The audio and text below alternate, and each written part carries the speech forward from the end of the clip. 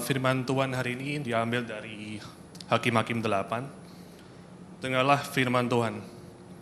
Lalu berkatalah orang-orang Efraim kepada Gideon, "Apa macam perbuatanmu ini terhadap kami?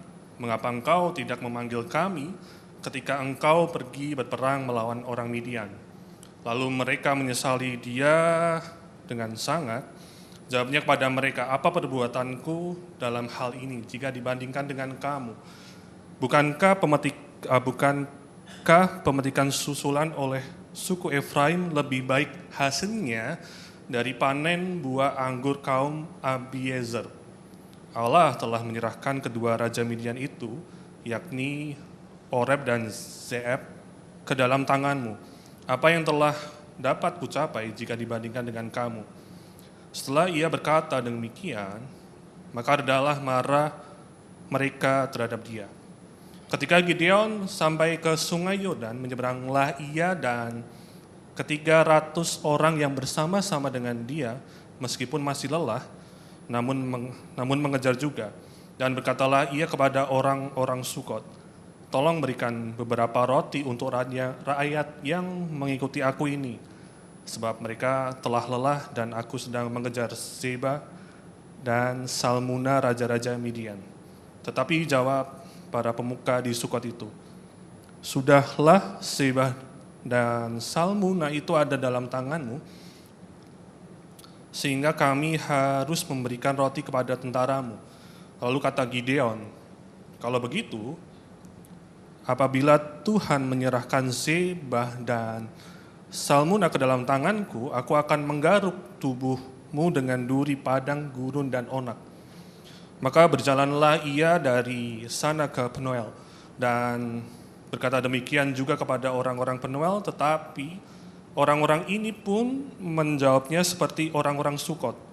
Lalu berkatalah ia juga kepada orang-orang Penuel, "Apabila aku kembali dengan selamat, maka aku akan merobohkan menara ini." Sementara itu, Zebah dan Salmuna ada di Karkor bersama-sama dengan tentara mereka, kira-kira 15.000 orang banyaknya, yakni semua orang yang masih tinggal hidup dari seluruh tentara orang-orang di sebelah timur. Banyaknya yang tewas, ada 120.000 orang yang bersenjatakan pedang.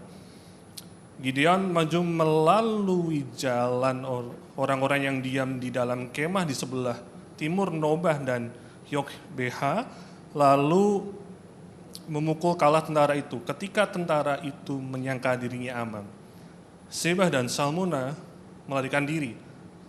Tetapi Gideon mengejar mereka dan menawan kedua raja Midian itu, yakni Zebah dan Salmuna, sedang seluruh tentara itu dicerai-beraikannya.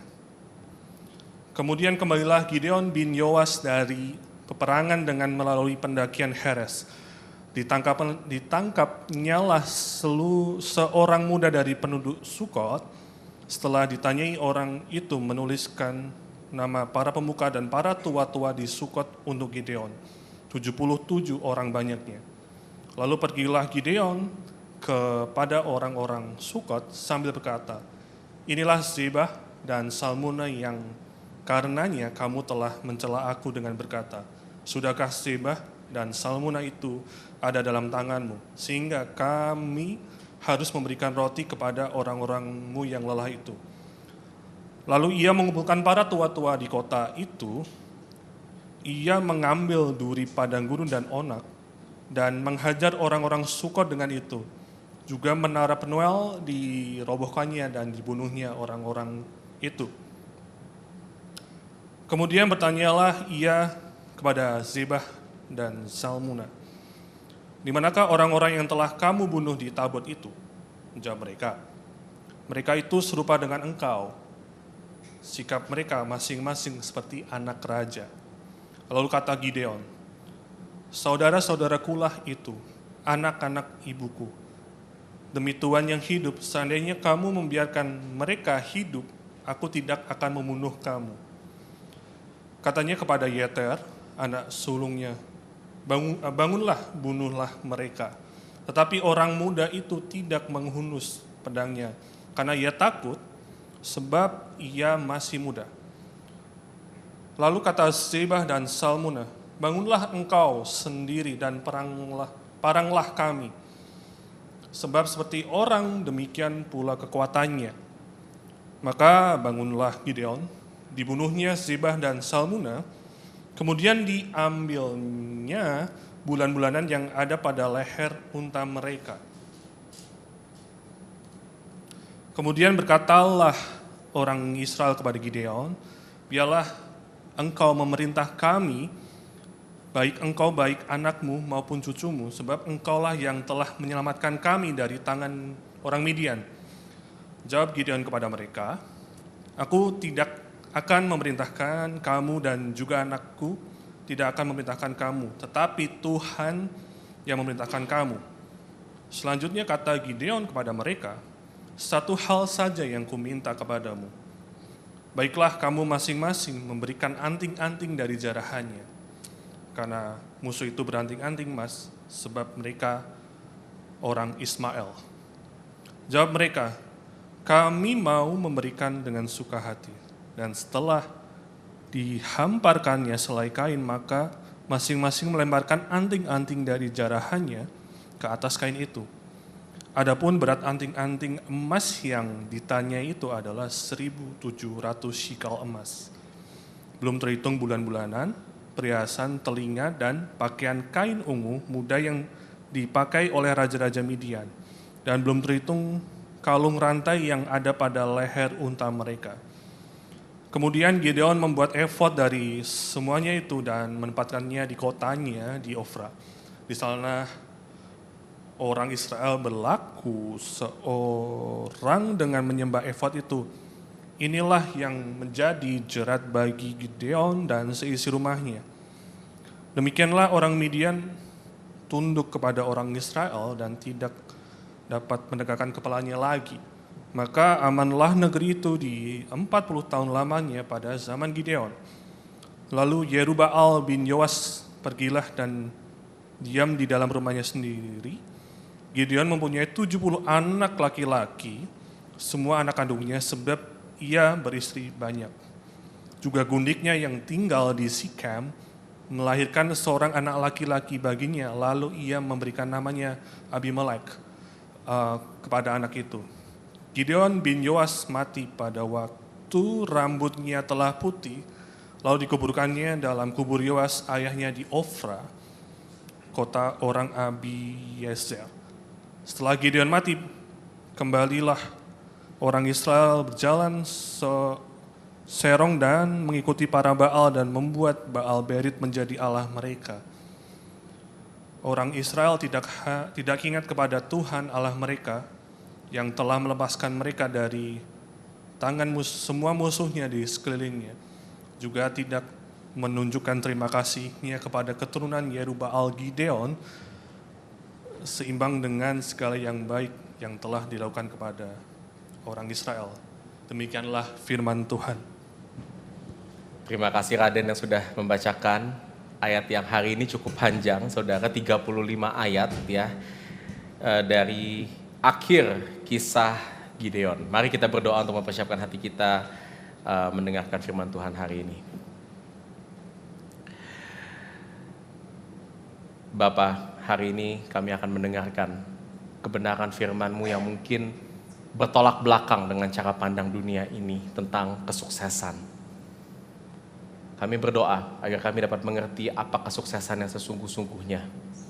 Bagaimana kami dapat berjalan dengan setia di tengah-tengah kesuksesan yang ada di tengah-tengah hidup kami, yang Kau anugerahkan bagi kami, dan membawa kemuliaan-Mu di tengah-tengah kesuksesan yang ada di dalam hidup kami. Terima kasih Tuhan, berbicara kepada setiap kami. Kami berdoa agar Injil-Mu dapat diberitakan dengan jelas, diberitakan ke dalam hati kami, dan mengubahkan hati kami. Dalam nama Kristus berdoa dan mengucap syukur. Amin. Saudara, kita akan masuk kembali ke seri khotbah kitab Hakim-Hakim. Hari ini terakhir kita akan membahas tentang Gideon. Kita tadi sudah membaca, saudara, dari Hakim-Hakim 8 tentang akhir dari kisah Gideon. Nah, saudara, khotbah hari ini itu sangat berkaitan dengan khotbah minggu lalu. Masih kelanjutannya, saudara.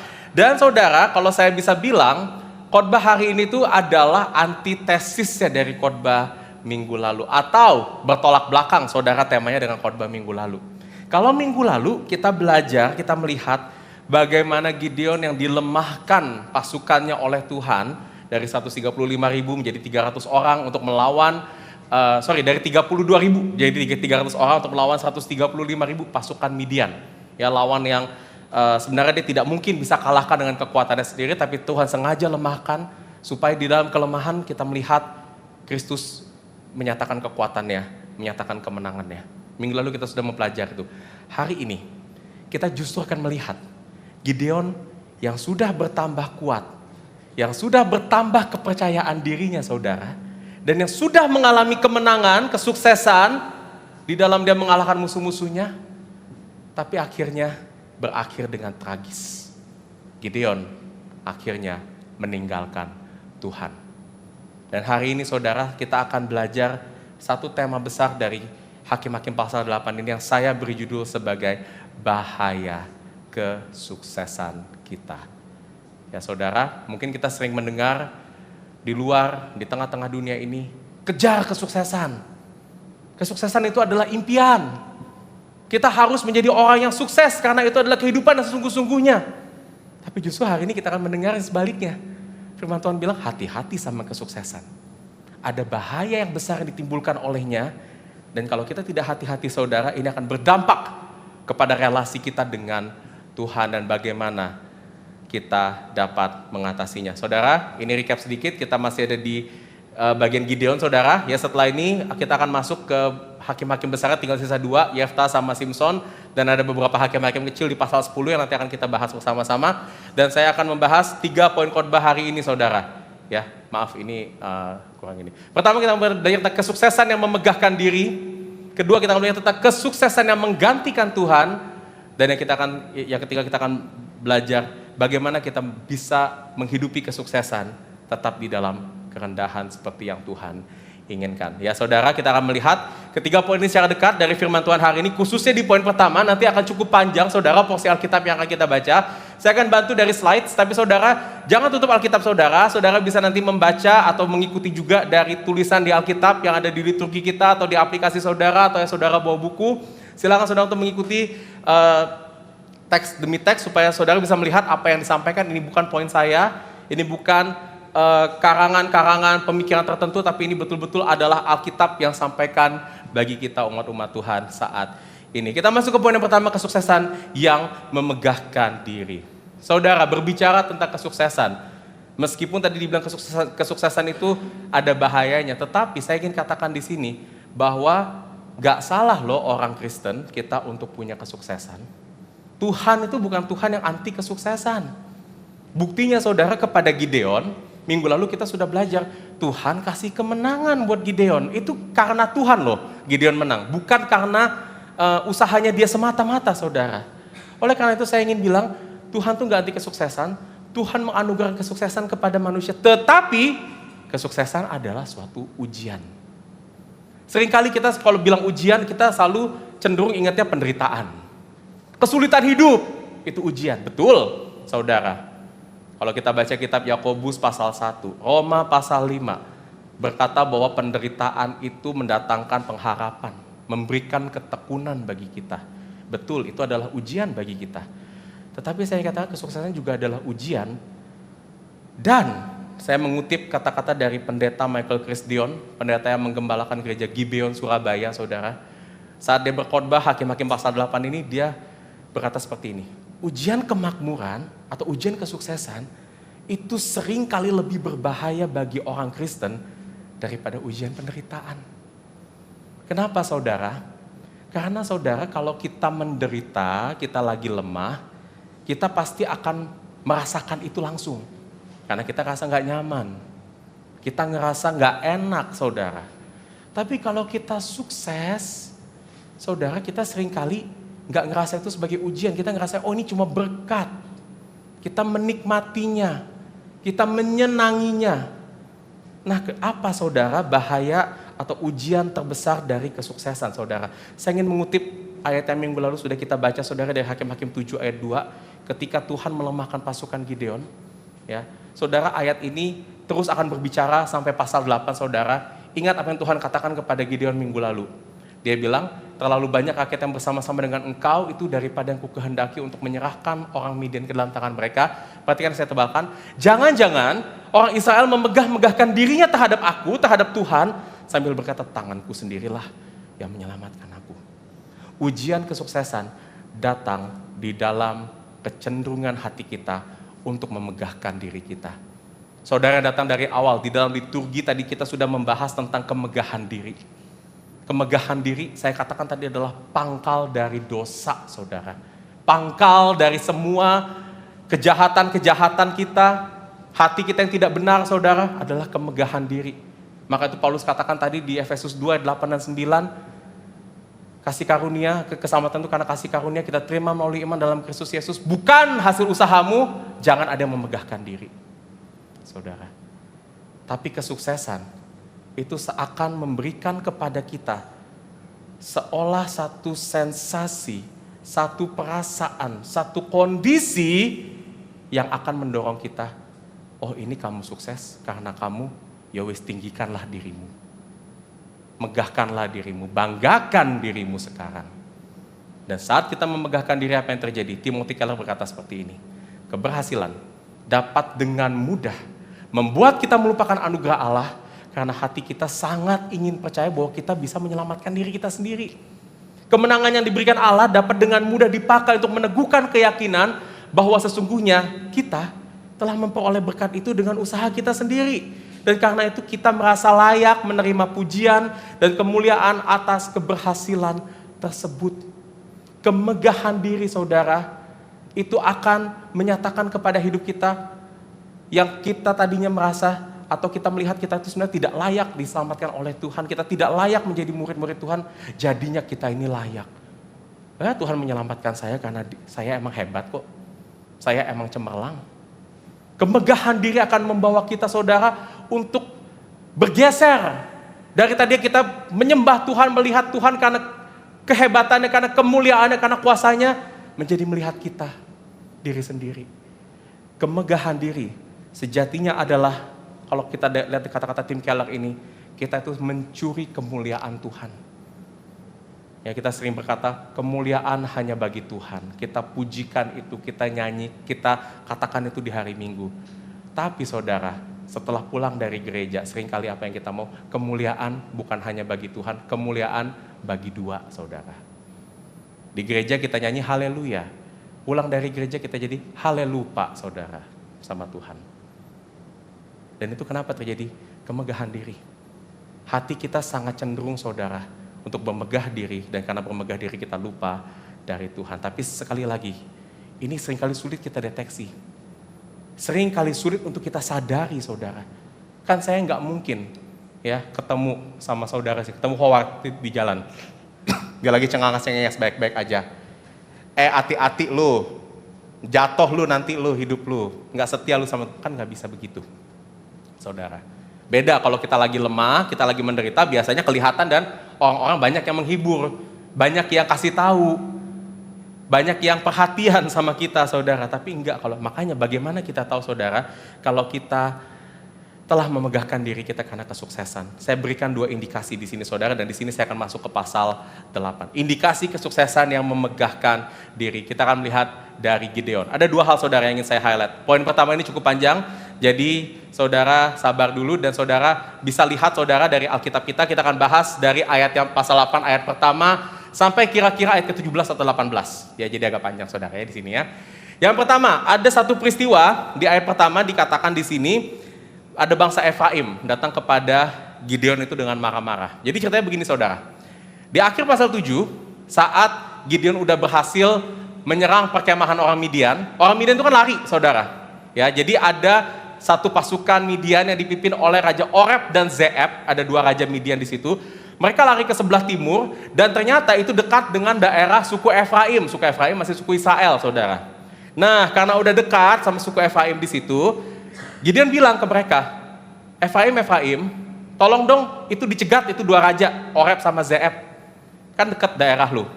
Efraim lakukan, dicegat, dan akhirnya suku Efraim membunuh kedua raja itu. Nah, setelah mereka membunuh kedua raja itu, balik ke Efraim, orang Efraim, dia ngomong ke Gideon kayak begini, Apa macam perbuatanmu ini terhadap kami? Mengapa engkau tidak memanggil kami ketika engkau pergi berperang melawan orang Midian? Lalu mereka menyesali dia dengan sangat menyesali, itu dalam bahasa itu marah. Orang Efraim marah banget. Kenapa? Karena orang Efraim itu nggak diajak berperang dari awal, saudara. Dia cuma dilibatkan terakhir doang untuk ngebunuh gitu. Dia nggak diajak perang. Dan ini something buat Efraim. Kenapa? Karena suku Efraim itu terkenal sebagai suku yang jago perang di antara semua suku Israel. Ada tokoh besar dari suku Efraim, yaitu Yosua, saudara. Itu orang Efraim yang membawa Israel itu masuk ke tanah perjanjian, mengalahkan musuh yang hebat-hebat banget. Jadi Efraim itu reputasinya luar biasa. Beda banget sama Gideon. Gideon kan dari suku Manasye. Minggu lalu kita udah belajari, dia dari suku terlemah gitu. Nah, apa yang terjadi, saudara? Orang Efraim ini baper. Tersinggung gak diajak perang dari awal.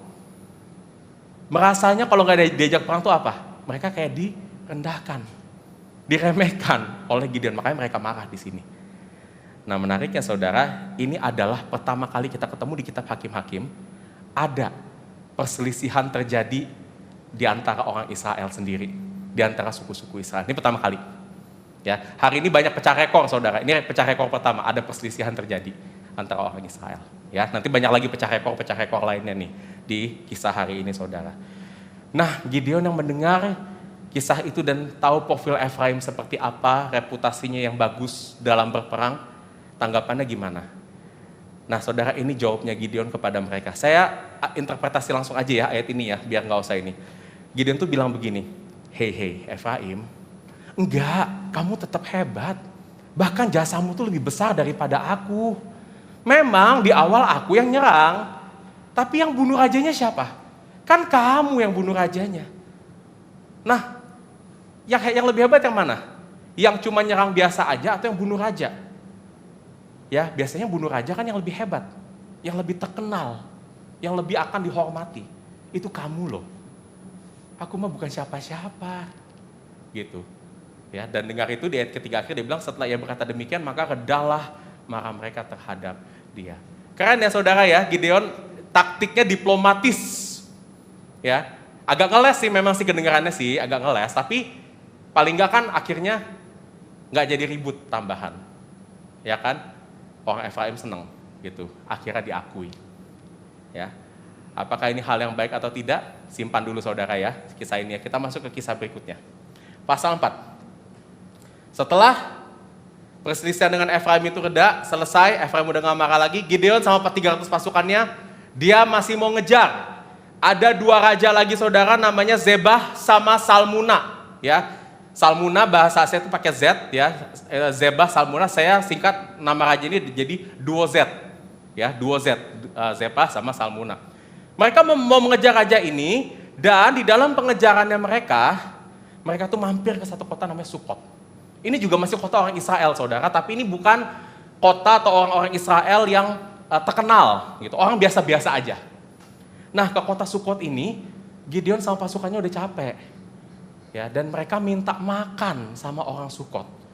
Ya, yang saya tebalkan di ayat 5, tolong berikan beberapa roti untuk rakyat yang mengikuti aku, sebab mereka telah lelah. Aku sedang mengejar 2Z, raja-raja orang Midian ini. Tapi menariknya, orang Sukot jawab begini, emangnya kamu udah tangkap itu si 2Z? Sehingga kami harus kasih roti ke kamu. Maksudnya apa di sini?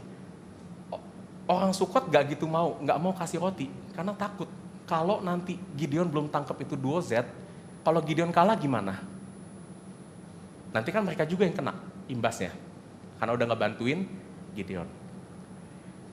Mendengar hal ini, saudara, memang kita lihat orang Sukot tidak percaya sepenuhnya kepada Gideon. Tidak percaya, lebih tepatnya lagi kepada apa yang Tuhan sudah janjikan kepada mereka. Tapi dengar hal ini, perhatikan apa yang menjadi respon dari Gideon. Gideon bilang gini, kamu gak percaya? Kalau gitu, nanti kalau Tuhan udah serahin itu si 2Z ke dalam tanganku, aku akan menggaruk tubuhmu dengan padang gurun, dengan duri padang gurun dan onak. Maksudnya apa? Nanti kalau aku berhasil, aku bakal balik lagi dan aku akan cambuk kalian. Kalian akan rasain penderitaannya karena kalian gak percaya. Dan sekali lagi setelah ini, saudara, dia pergi lagi ke satu kota namanya Penuel. Dia nggak dapat roti kan dari Sukot, dia pergi ke Penuel. Di sana sama, dia minta roti juga sama orang Penuel. Dan respon orang Penuel juga sama, nggak mau kasih roti karena takut kalau nanti Gideon kalah perang lawan si 2Z. Tapi di ayat 9 dikatakan, dia juga berkata ke orang Penuel, apabila aku kembali nanti dengan selamat, aku bakal merobohkan menara kota. Menara kota itu adalah benteng perlindungan, saudara. Tembok kota depan. Kalau itu dirobohkan, saudara, kota Penuel itu udah nggak lagi punya sistem pertahanan yang baik, gampang diserang, saudara. Sama aja kayak mereka itu menjadi sangat lemah. Gideon ngomong ini, menarik ya saudara, kepada orang-orang Israel, kepada orang-orang yang seharusnya dia pimpin, kepada orang-orang yang seharusnya menikmati kemenangan yang dia berikan, saudara. Dan ternyata Gideon nggak cuma gertak sambal di sini, saudara, dilakukan beneran. Ayat 13-14 kita lihat, abis dia balik dari peperangan, dia tangkap itu orang-orang di kota Sukot, 70 orang banyaknya saudara ditangkap, tua-tua Sukot, ini petinggi-petingginya saudara ditangkap. Dan beneran di ayat 16 dikatakan apa? Dia ambil duri, semak duri saudara, dia hajar orang Sukot itu, beneran dicambuk. Dan di ayat 17 lebih sadis lagi kepada Penuel. Enggak cuma dirobohkan, tapi dibunuh juga orang-orang kota itu setelah dia menang, saudara. Kok apa yang terjadi sama Gideon? Dari yang tadinya dia nggak pede, dia lemah. Yang di pasal 8 pertama dia kelihatan diplomatis, tapi kok sekarang jadi sadis, saudara. Karena ada orang-orang yang dia pandang nggak suportif dengan dia. Inilah kemegahan dirinya Gideon, saudara. Terlihat di dalam peristiwa ini. Dimana kalau saya simpulkan, indikasi kesuksesan yang memegahkan diri adalah bagaimana menggunakan orang lain untuk kepentingan kita. Relasinya itu jadi tergantung untung rugi. Kalau kita balik lagi ke cerita Gideon sama Efraim di awal. Kenapa Gideon bersikap diplomatis? Sebenarnya itu bukan cuma sekedar dia strategis atau dia kebijaksanaan semata. Karena dia tahu Efraim ini adalah suku yang kuat, jadi mesti dibaik-baikin. Supaya nanti kalau perang lagi, Efraim mau bantu dia. Itu motivasinya sebenarnya, saudara. Dan ada motivasinya juga, mungkin dia agak jiper, agak takut gitu loh ya sama Efraim, karena dia kan lebih tinggi gitu ya. Makanya tapi dia melihatnya untung rugi, sedangkan orang Sukot sama Penuel, dia pandang sebagai penghalang, saudara, karena nggak mau kasih roti. Makanya penghalang dihabisin, saudara. Indikasi kesuksesan memegahkan diri seringkali terlihat dari ada relasi kita dengan sesama kita yang berubah. Kita nggak pandang sesama kita itu sebagai orang-orang yang setara sama kita, saudara-saudara yang Tuhan sudah tempatkan untuk kita kasihi, saudara. Tetapi kita melihat mereka itu hanya sebagai aset. Bisa nggak orang ini menguntungkan saya? Bisa nggak orang ini melancarkan misi saya ke depannya? Kalau menguntungkan ditinggikan seperti Efraim, kalau menghalangi akan disingkirkan. Relasi ini rusak ketika kita melihat kawan menjadi lawan. Seperti tadi yang saya katakan, orang Sukot dan Penuel tidak akan pernah menjadi lawan bagi Gideon. Mereka harus adalah orang yang menikmati, mengalami kemenangannya Gideon. Tapi karena ambisinya Gideon, memegahkan dirinya Gideon, dianggap sebagai lawan. Hati-hati, saudara, ketika kita sudah melihat satu sama lain, di dalam komunitas kita, di dalam lingkaran terdekat kita, sesama umat Tuhan, yang Tuhan sudah persatukan, tapi kita lihat dia sebagai penghalang, sebagai lawan, saudara. Mungkin di situ, saudara, yang kita perlu cek adalah hati kita. Apakah sejatinya kita sudah memegahkan diri kita sebetulnya di situ? Dan yang terakhir ini perlu memberikan pembalasan, saudara. Saudara, pembalasan itu adalah sesuatu yang enak sekali, saudara, bagi hati kita. Seneng ya, saudara, yang ngelihat kalau ada balas dendam. Saudara, film terfavorit saya, salah satu film terfavorit saya itu temanya entah mengapa tentang balas dendam. Tahu saudara film apa itu? John Wick. Ada 4 filmnya. Seru banget nonton itu.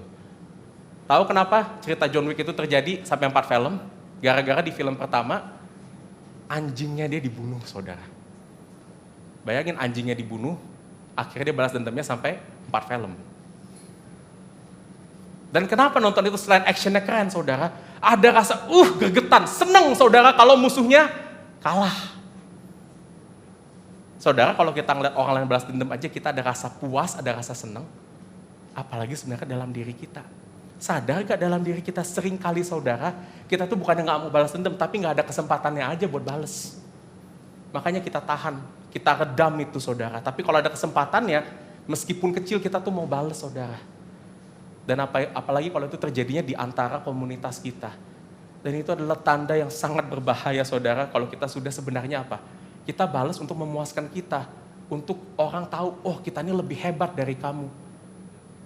Memegahkan diri saudara. Ini indikasi yang pertama, ada relasi yang rusak. Relasi yang menggunakan orang lain untuk kepentingan kita. Dan ada satu lagi saudara, indikasi yang memang tidak dinyatakan secara tersurat, tapi tersirat di dalam kitab ini. Oke, saya mau agak Bible study sedikit sama saudara di sini. Coba, ya. Saya kasih pertanyaan ini. Ada satu pribadi yang di kitab Hakim-Hakim pasal 6 dan 7 itu sering muncul tapi hilang di pasal 8. Coba buka Alkitabnya sekarang, aplikasinya dibuka. Skimming sebentar, pasal 7, ya, dan skimming sebentar pasal 8, lihat dengan cepat. Siapa yang saya maksud di sini? Ada satu nama, satu pribadi yang namanya sering muncul di Hakim-Hakim 6 dan 7 tapi hilang di pasal 8. Ya, sebentar aja saudara, yuk. Lihat bentar. Udah tahu jawabannya? Teriak aja kalau udah tahu jawabannya. Kira-kira siapa yang saya maksud di sini? Pribadi yang hilang. Pasal 6 dan 7 banyak, pasal 8 enggak ada namanya. Geo? Siapa? Apa nggak kedengeran? Malaikat Allah. Jawabannya mendekati benar sebenarnya. Ini namanya yang hilang saudara. Tuhan. Kalau saudara baca sebelum pasal 8 ini, nama Tuhan tuh sering muncul. Tuhan sering berfirman. Bahkan di pasal 6 waktu Gideon ragu, waktu Gideon takut, dia minta tanda sama Tuhan. Dia masih terus bertanya, mengandalkan Tuhan saudara. Pasal 6 dan 7, dan itu keadaannya Gideon lagi lemah. Sekarang Gideon sudah menang. Sekarang Gideon sudah berjaya saudara. Lihat di pasal 8. Gak ada kata Tuhan itu muncul lagi. Gak ada firman Tuhan muncul di sepanjang tadi 17 ayat. Gak ada saudara sekalipun Gideon itu ada bilang dia nanya Tuhan, saat bagaimana nih ngeresponin orang Efraim yang marah kayak begini? Bagaimana nih orang Sukot dan orang Penuel yang gak percaya sama Tuhan? Enggak, gak ada lagi saudara. Ini yang tadi Timothy Keller bilang, keberhasilan cenderung membawa kita untuk melupakan Tuhan. Dan saudara, ini bisa terlihat indikasinya dalam kehidupan kita. Apakah kita melibatkan Tuhan atau tidak? Kalau kita mulai tidak melibatkan Tuhan lagi, kehidupan doa kita menurun. Tadinya saudara mungkin saat lagi sulit, waduh doanya luar biasa. Pagi, siang, sore, malam minta doa. Telepon saya, telepon leader-leader di sini, tolong dong doain saya. Tapi saudara waktu lagi baik-baik aja, wah seringkali boro-boro ditelepon saudara. Kita doa aja, mungkin sekedar hanya hati kita melihat ini sebagai rutinitas aja. Kelihatan saudara kalau kita lagi kumpul-kumpul di CG, persekutuan doa, Bible study. Waktu doa, misalkan ada sesi doa ya di CG ya terakhir ya, ditanya mau doain apa saudara? Wah kalau semuanya lagi baik-baik aja, semuanya lagi gak ada masalah, apa yang terjadi? Diem. Pelangak-pelongo kiri kanan, apa ya mau didoain ya? Bingung saudara. Akhirnya bilang, ya doain deh, bersyukur aja deh sama Tuhan gitu. Tapi kalau lagi ada masalah saudara, datang CG beda. CG belum mulai sharing, belum mulai makan, udah ditarik tuh saya atau leader-leadernya. Kok tolong dong doain saya, aku bingung banget. Gak ngerti aku gimana nih ngadepin situasi aku ke depan, tolong kok. Saudara, ini seringkali menjadi fenomena yang memang agak lucu, tetapi ya inilah yang terjadi. Karena kalau kita merasa kuat, kita merasa kita gak perlu lagi Tuhan. Lah aku bisa sendiri, aku kuat, aku mampu kok. Tuhan memang mungkin gak hilang, tapi Tuhan hanya jadi pelengkap. Ya gak meninggalkan sepenuhnya, masih tetap berdoa, masih tetap ibadah. Tetapi doa cuma jadi tempelan dari hidup kita aja. Ibadah kita hanya pandang ini sebagai rutinitas aja. Mungkin motivasinya bukan untuk menyembah Tuhan. Motivasinya ada yang lain. Habis ini mau makan apa? Saudara, disiplin rohani kita jadi sekedar hanya kita lakukan kalau kita punya waktu, saudara. Karena kenapa? Kita tidak seingin itu lagi melibatkan Tuhan, dan ini terjadi seringkali kalau kita berada di posisi tinggi, posisi sukses, posisi atas. Dan yang menariknya saudara, saya ingin menutup poin ini dengan bagian ini. Saudara tahu ini adalah hukum yang terutama. Markus 12 ayat 29 sampai 30. Kasihilah Tuhan Allahmu dengan segenap hatimu, dengan segenap jiwamu, dengan segenap akal bumi, dan dengan segenap kekuatanmu. Hukum yang kedua, kasihilah samamu manusia seperti dirimu sendiri. Apa yang terjadi kepada Gideon, saudara? Saat dia memegahkan diri, dia tidak lagi menjalani hukum ini dengan baik. Saat kita menjalani atau kita memegahkan diri kita, saudara, hati-hati. Bisa jadi saudara, itu adalah pertanda kita juga tidak lagi taat, saudara. Menghidupi hukum, mengasihi Tuhan dan mengasihi sesama. Karena kita merusak hubungan kita dengan sesama, terlebih lagi kita merusak hubungan kita dengan Tuhan dengan kita tidak melibatkannya. Tapi belum sampai situ aja saudara, ada indikasi atau hal yang lebih berbahaya lagi waktu kita melihat kesuksesan kita. Di mana kesuksesan dapat menggantikan Tuhan dalam kehidupan kita. Kita masuk ke poin yang kedua. Sekarang kita masuk saudara dari ayat 22 sampai 35 saudara. Ya. Di ayat ini, di bagian ini, Gideon udah selesai berperang. Dia udah pulang lagi ke kampung halamannya di kota Ofra namanya saudara. Dan begitu dia balik saudara, orang-orang Israel tuh ngomong ke Gideon. Ayat 22 dikatakan, Gideon, biarlah engkau memerintah atas kami. Baik engkau, baik anakmu maupun cucumu, sebab engkau telah menyelamatkan kami dari tangan orang Midian. Orang Israel tuh berharap apa? Ini kemenangannya, kondisi dia selamat, menang dari orang Midian itu bisa bertahan selama mungkin. Makanya dia katakan, nanti anakmu, cucumu memerintah juga. Mereka mau menjadikan Gideon sebagai seorang raja di sini. Dan ini bukanlah konsep yang asing. Bangsa Israel saat itu belum punya raja manusia, dan dia lihat bangsa-bangsa yang lain udah ada raja. Dan raja itu sifatnya biasanya keturunan saudara. Ayahnya memerintah, habis itu diwariskan ke anaknya, anaknya memerintah, diwariskan ke cucunya, begitu. Jadi ini adalah konsep yang mereka pikir, mereka perlukan. Dan dia minta Gideon jadi raja. Ayat 23, Gideon jawab kepada mereka, aku tidak akan memerintah kamu dan juga anakku gak akan memerintah kamu, tapi Tuhan yang memerintah kamu. Jawaban Gideon ini 100% betul.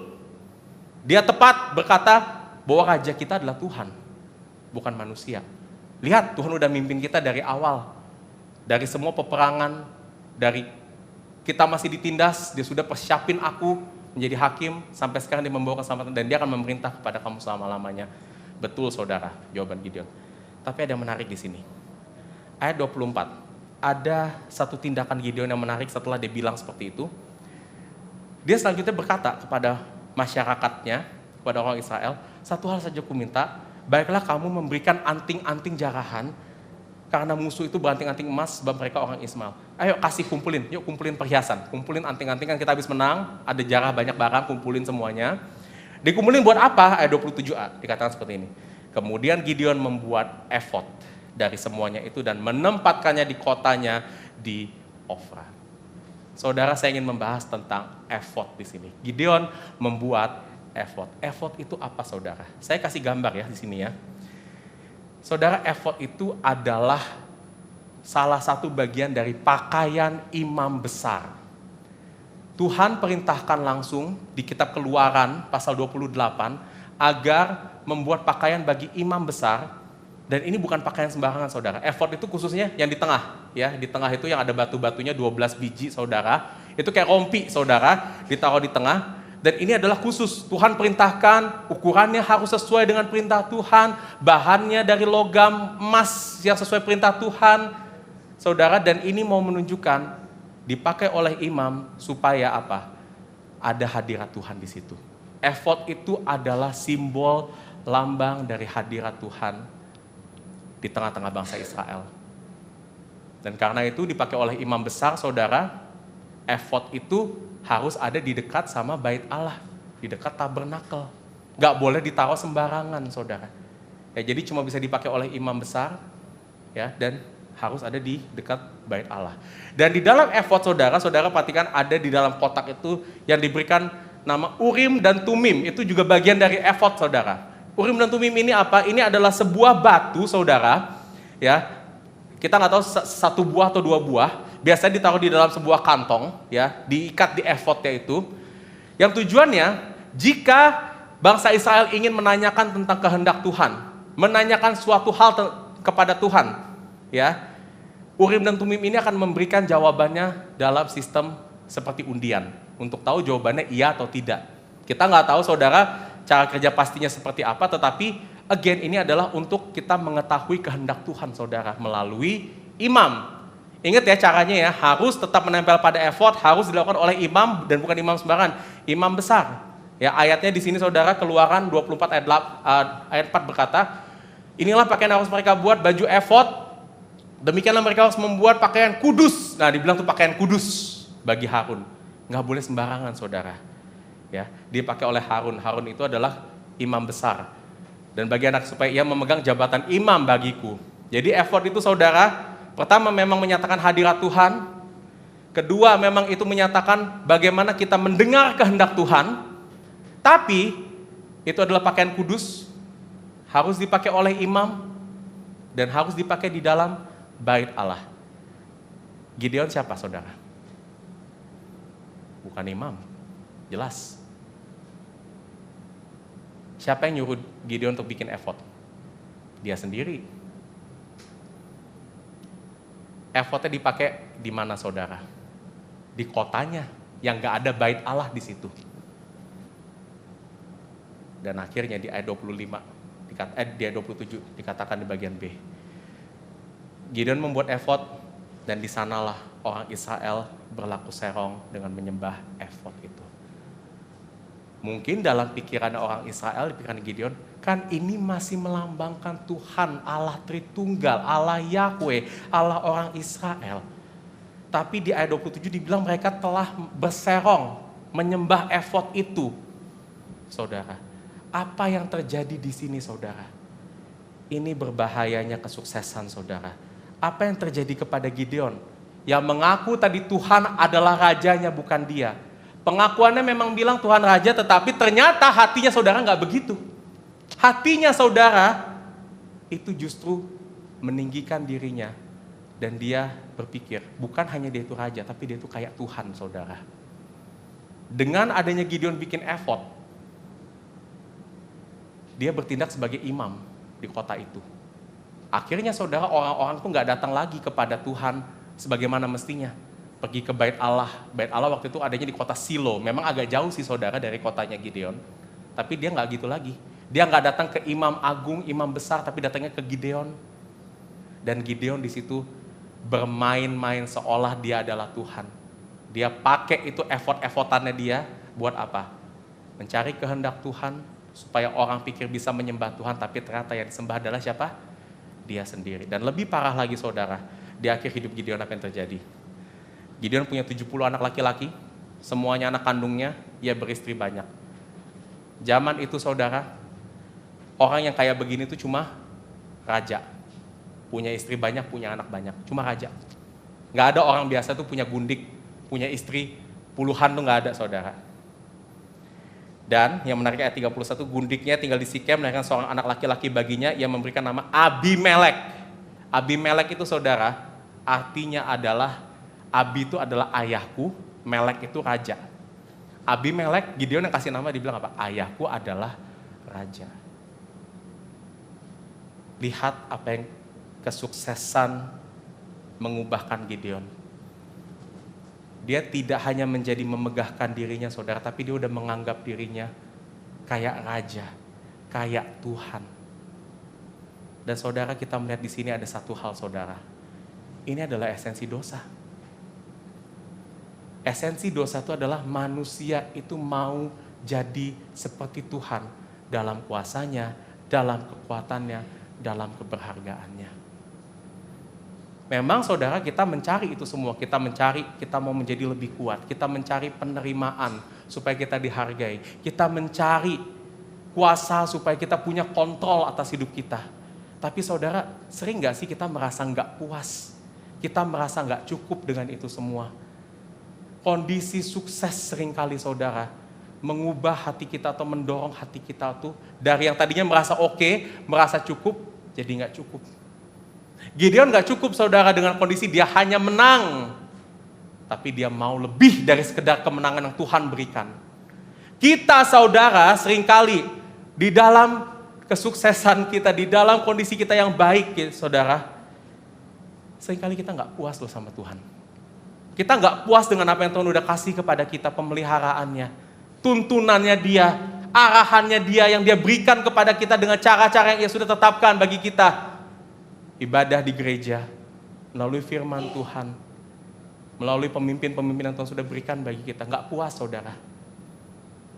Kita pengen yang lebih daripada Tuhan. Dan karena itu, kita mau jadi kayak Tuhan itu sendiri. Supaya apa? Aku gak perlu lagi tunduk sama siapa-siapa. Aku tunduk sama diriku aja. Ini yang terjadi sama Gideon. Memang hati kita gak begitu saudara. Dan saya gak berbicara di sini tentang orang-orang yang kita katakan narsis atau NPD. Saya gak bilang seperti itu saudara. Memang itu kecenderungannya lebih kelihatan dengan orang-orang yang seperti itu. Tetapi kita yang kelihatannya biasa-biasa saja, kita semua punya kecenderungan hati seperti ini. Ini udah kelihatan saudara, dari saat pertama kali Adam dan Hawa jatuh ke dalam dosa. Mereka jatuh ke dalam dosa karena mereka apa? Mau punya pengetahuan yang baik dan jahat. Itu berbicara tentang mereka mau tahu segala-galanya seperti Tuhan. Kita bisa saja tergoda untuk punya hati seperti ini karena kesuksesan, atau sebaliknya kita juga mengejar kesuksesan saat ini supaya dalam hati kita bisa gantiin Tuhan dalam hidup kita. Kita mau jadi Tuhan saudara. Dan begitu ini terjadi, apa yang terjadi? Manusia melakukannya dengan memanipulasi Tuhan yang benar. Kita pakai hal-hal yang kita pikir ini adalah mencerminkan Tuhan, effort-effortnya kita saudara. Mungkin kita pakai firman Tuhan, kita pakai disiplin-disiplin rohani kita, tapi kita pakai itu untuk manipulasi supaya apa hatinya? Oke Tuhan, kalau aku udah baca firman Tuhan, aku udah lakukan disiplin rohani, Tuhan kabulin dong apa yang saya mau. Jadi transaksional hubungannya saudara. Demi mendapatkan berkatnya, kita nggak ninggalin Tuhan saudara. Gideon tuh sejatinya tidak semata-mata kelihatan ninggalin Tuhan, enggak. Tapi yang dia mau apa? Dia mau berkatnya. Dia mau fast track jawabannya Tuhan saudara dengan dia punya urim tumim sendiri. Kita mungkin juga mau begitu saudara sama Tuhan. Kita tuh ngincar berkatnya doang, ngincar enaknya doang dari Tuhan. Tetapi yang terakhir, tanpa memiliki relasi dengan Tuhan. Ini adalah kecenderungan dosa. Kita bukan nggak mengenal Tuhan kata koma satu. Kita hidup di dalam dunianya Tuhan. Kita memakai berkat-berkatnya Tuhan. Tapi kita tidak memuliakannya sebagai Tuhan. Kesuksesan saudara akan sangat mudah menjerumuskan kita, menjerumuskan hati kita menjadi orang seperti ini. Mungkin tidak kelihatan ekstrim, mungkin tidak kelihatan sekarang saudara. Tapi ini sangat mungkin terjadi dalam hidup kita. Dan kalau begitu bagaimana kita dapat melepaskan diri dari semua kecenderungan-kecenderungan buruk ini. Kita masuk ke poin yang terakhir, kesuksesan dalam kerendahan saudara. Saudara, saya akan membahas satu ayat terakhir dari bagian ini saudara di ayat 28. Ya. Ayat 28 ini adalah kesimpulan dari pemerintahan Gideon, apa yang terjadi pada orang Israel pada saat itu. Orang Midian tunduk kepada orang Israel dan aman negeri itu 40 tahun lamanya pada zaman Gideon. Saudara, kita yang sudah membahas kitab Hakim-Hakim sudah melihat pernyataan ini diulang-ulang di dalam Hakim-Hakim sebelumnya. Setelah Hakim-Hakim menang, Otniel, Ehud, Deborah, Barak, negeri atau Israel itu aman negerinya selama 40 tahun. Dan ada yang menarik satu hal saya ingin sampaikan kepada kita di sini. Saudara, Hakim-Hakimnya masih akan berlanjut. Ya, nanti masih ada Yefta, masih ada Simpson, tetapi statement ini adalah statement terakhir yang kita akan temukan di kitab Hakim-Hakim pada masa Gideon. Setelah ini saudara, memang kita akan temukan siklusnya berulang lagi. Bangsa Israel jatuh ke dalam dosa lagi, mereka menderita dijajah lagi, dan Tuhan kirimkan hakim. Tetapi nanti setelah kemenangan terjadi atas hakim-hakim yang Tuhan pilih, pernyataan ini hilang saudara dari kitab Hakim-Hakim saudara. Apa yang terjadi? Kita akan melihat di sini bahwa ternyata saudara, kondisi aman Israel itu nggak akan bisa bertahan lama. Nggak akan bisa permanen saudara. Dan ini menunjukkan satu hal, bahwa manusia itu perlu kesuksesan dalam jalan yang berbeda daripada kesuksesan seperti yang Gideon bawa dengan kekuatan dan kemegahan dirinya. Sudah terlihat saudara dari 3 hakim sebelumnya sampai Gideon. Kesuksesannya didapatkan karena menang lawan penjajah, tapi apa yang terjadi? Mereka jatuh lagi, sehingga sekarang mereka setelah ini akan berada dalam kondisi yang tidak aman. Kita saudara perlu jalan yang berbeda. Keselamatan atau solusi yang kita perlukan itu bukan hanya saudara kemenangan secara fisik, kemenangan secara kondisi kita berubah, enggak begitu saudara. Ada jalan yang berbeda, ada kemenangan kesuksesan yang berbeda yang kita perlukan saudara, untuk kita dapat hidup sejati di dalam Tuhan, di tengah-tengah kesuksesan kita. Dan jalan ini adalah jalan yang dibawa oleh Tuhan Yesus, yang kalau kita lihat di Hakim-Hakim pasal 8, Tuhan Yesus akan digambarkan sebagai hakim yang bertolak belakang dengan Gideon. Meskipun pasal 8 ini adalah pasal yang menyatakan kegagalannya Gideon, kejatuhan Gideon karena keberhasilan, tapi tetap Gideon mengarahkan kepada Kristus di pasal 8 ini, tetapi dengan karakter yang sangat bertolak belakang. Seperti apa saudara? Kita lihat, Kristus menjadi antitesis atau bertolak belakang dengan Gideon. Yang pertama, kita lihat Gideon bertransformasi dari yang tadinya lemah menjadi kuat di pasal 8 ini. Tapi apa yang terjadi dengan Tuhan Yesus Kristus? Kristus dikatakan di Filipi 2 ayat 5-6, mengosongkan dirinya dari Tuhan yang kuat, Raja yang memiliki segala-galanya. Dia menjadi lemah, menjadi manusia yang hina. Kalau Gideon ketika digoda untuk memiliki kekuasaan tertinggi, ada orang-orang yang ingin menjadikan dia raja, hatinya akhirnya tergoda dan dia menjadi raja. Apa yang dikatakan? Apa yang terjadi pada Kristus? Saat Kristus ditawari untuk dia memiliki semua kekuasaan dunia ini, jika dia menyembah iblis, Kristus tolak. Nggak cuma itu saudara, kalau tadi kita lihat Gideon itu menghabisi yang lemah, orang Sukot, orang Penuel. Kristus malah bersimpatik dengan kelemahan-kelemahan kita.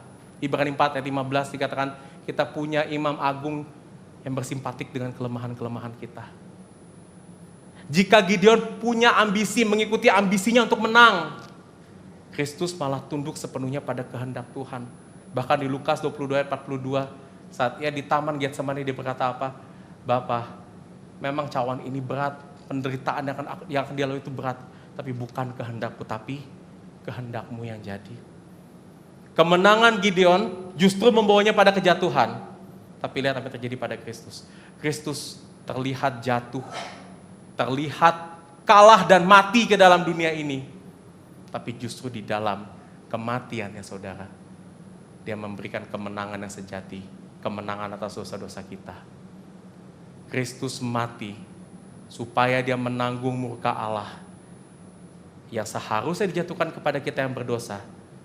Kristus mati sehingga kita yang seharusnya mati menjadi hidup kembali di dalam Tuhan. Dan terakhir, jikalau Gideon bawa bangsa Israel meninggalkan Tuhan, tadi saya lupa sebutkan saudara, Gideon ini pecah rekor lagi saudara, jadi hakim pertama yang bawa bangsa Israel buat menyembah berhala. Tapi apa yang terjadi? Kristus justru membawa dunia kembali kepada Tuhan di dalam kasih-Nya yang besar saudara. Kristus menunjukkan satu jalan kesuksesan yang berbeda dari apa yang dunia ini pikirkan saudara. Kalau dunia berkata kamu harus menjadi yang tertinggi, kamu harus menjadi yang terbaik dan terhebat, terpandang di dalam dunia ini, dengan kamu belajar sebanyak-banyaknya, kerja sebaik-baiknya, kumpulkan kekayaan sebanyak-banyaknya. Kristus justru sebaliknya menunjukkan kesuksesan dalam kerendahan. Yang kuat menjadi lemah, kaya menjadi miskin, maha kuasa jadi tidak punya apa-apa saudara, hidup menjadi mati. Dan itu semua dilakukan untuk memenangkan kita, menyukseskan kita saudara, yang tadinya punya takdir gagal karena dosa-dosa kita. Takdir kita sekarang jadi berhasil karena kita punya hidup yang kekal dalam Tuhan. Dan oleh sebab itu implikasi buat kita semua saudara, Injil memberikan arti sesungguhnya pada kesuksesan. Jika hari ini dunia berkata kesuksesan itu pusatnya di aku, Injil hari ini berkata sebaliknya. Kesuksesan kita pusatnya bukan di aku tapi di Kristus. Jika hari ini dunia berkata saudara kesuksesan itu bisa kita raih dan kita menjadi juara, tapi Injil berkata Kesuksesan diterima dalam anugerah. Kita nggak layak mendapatkannya, tapi dikasih kepada kita karena Yesus mengasihi kita dalam anugerahnya.